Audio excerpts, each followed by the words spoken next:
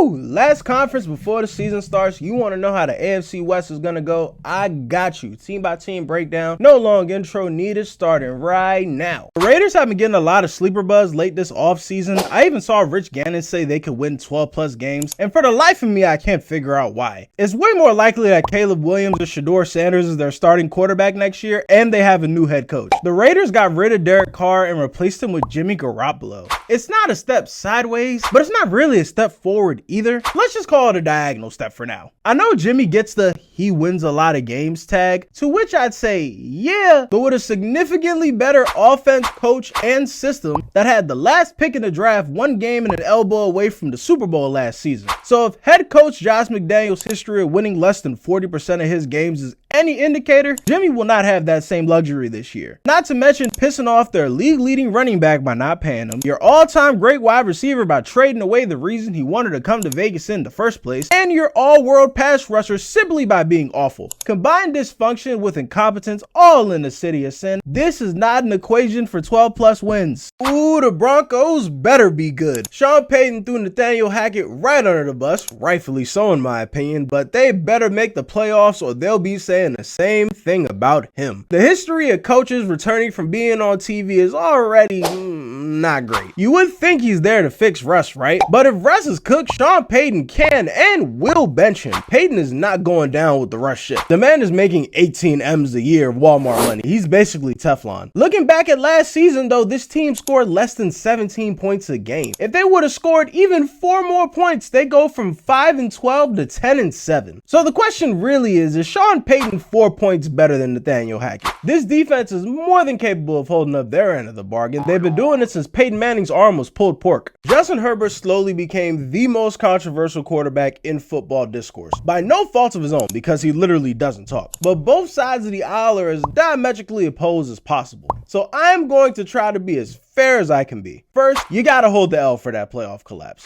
He scores 1 touchdown in that second half and they win that game. For a supposed top 5 quarterback, that's unacceptable. Next, all the injury excuses are 100% valid. His 2 number 1 receivers, Keenan Allen and Mike Williams, are the Kawhi and Paul George of the NFL. And don't even get me started on the defensive injuries. Last, he has special arm talent. And now that he's running a 21st century offense, thanks Kellen Moore, I expect that to be on full display. Combine that with a fully healthy season, this team could be back in the playoffs and hopefully keep their lead this time. I would say they could win their division, but you know. Matter of fact, we'll talk about that tomorrow. Don't worry about it. The Chiefs are the dynasty of the 2020s. If you pick the Chiefs to make the Super Bowl at any point in Patrick Mahomes' career as a starter, there's a 60% chance you'd be right. Andy Reid's gonna be a Hall of Famer. So is Travis Kelce, blah, blah, blah. I could go on forever, but that's no fun. So get ready for nitpicking. Every issue they had going into last season, they kind of just rolled over into this one. Receiving core still isn't great, even with Tony coming back from injury. This team is a Travis Kelce injury away from being on the same level as the Patriots receivers. Thankfully though, Chiefs Kingdom, Travis Kelce hasn't missed a game since the Obama administration. How about that? Defensive line is still a problem. They know it as well as we do, which is why they should pay Chris Jones whatever he asks for. At the time I'm recording this, they haven't yet, and for their sakes, I hope they do. Because their D-line is essentially Chris Jones and the Pips. The question is though, does any of that matter when you have light-skinned Jesus behind center? They could just go kick the Lions in the teeth on Thursday and nobody will care about the above issues. I guess we'll find out tomorrow, who knows? At dead last, I got the Raiders. Number 3, I got the Denver Broncos. And number 2, I got the Los Angeles Chargers. And at number 1,